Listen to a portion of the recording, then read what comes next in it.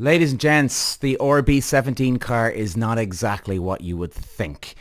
There's a couple of liar, liar, pants on fire moments here from Adrian Newey and Christian Horner. Now, before we start, do not get me wrong, guys. I'm in a conflict here because, I love Adrian Newey. The guy is an absolute genius, and if there's anyone that you want to design a road slash track car, it's this guy. And believe me, you can guarantee this car is a monster. But here come the lies. So they've obviously been developing this car over for the last couple of years. Adrian Newey, many of you know he's been around for decades as the god of aerodynamics in Formula One. Multiple world championships, hundreds of race wins under his belt.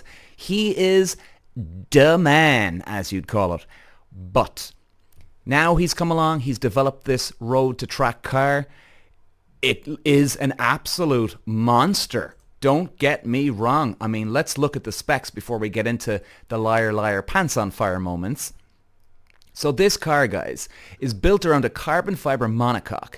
The RB17 is motivated by a mid-mounted, naturally aspirated 4.5 litre V10 that wails to a 15,000 revs per minute redline and is used as a stress member of the chassis. The 1000 HP Cosworth built engine is assisted by a 200 HP e-motor for a grand total of 1,200 horsepower. Routed to the rear wheels through a carbon fiber 6-speed sequential gearbox. The transmission is designed and developed in-house but uses gears made by X-Track, and the e-motor is used for first gear and reverse. Red Bull says the two-seater weighs under 1,984 pounds. Now, here come a few of the lies. Its downforce to drag ratio puts it up into aircraft territory, which has never been achieved before in motor racing.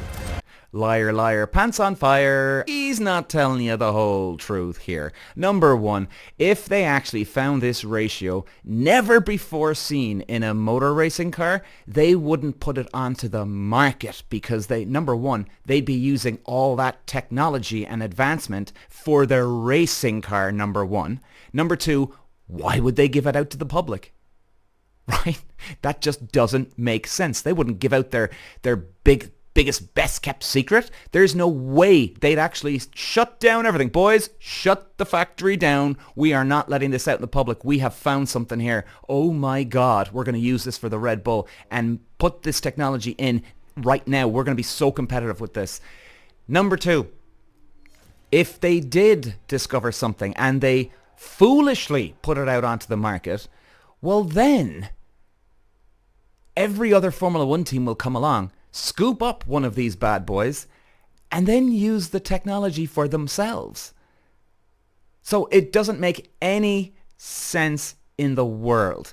So yes, a couple of fibs here and there. They're also saying that it does Formula One lap times. Well, that's not the case either. The car is twice as heavy as a motor racing car anyway.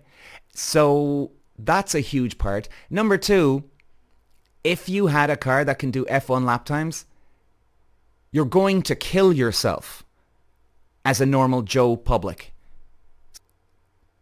It's just not going to happen. Now, look, guys, end of the day, this is an exceptional car.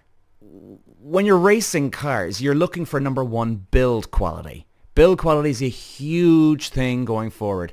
Plus, you're obviously adjusting handling. You're working on the basics, like the backbone of the car, the grip, mechanical grip. Then you're working from there. Once you get that to a good point, then you're going to the aerodynamical grip. So those two. But then when you go to a road car, you're looking for just build quality. That's really what the backbone and the key to a really, really good road car.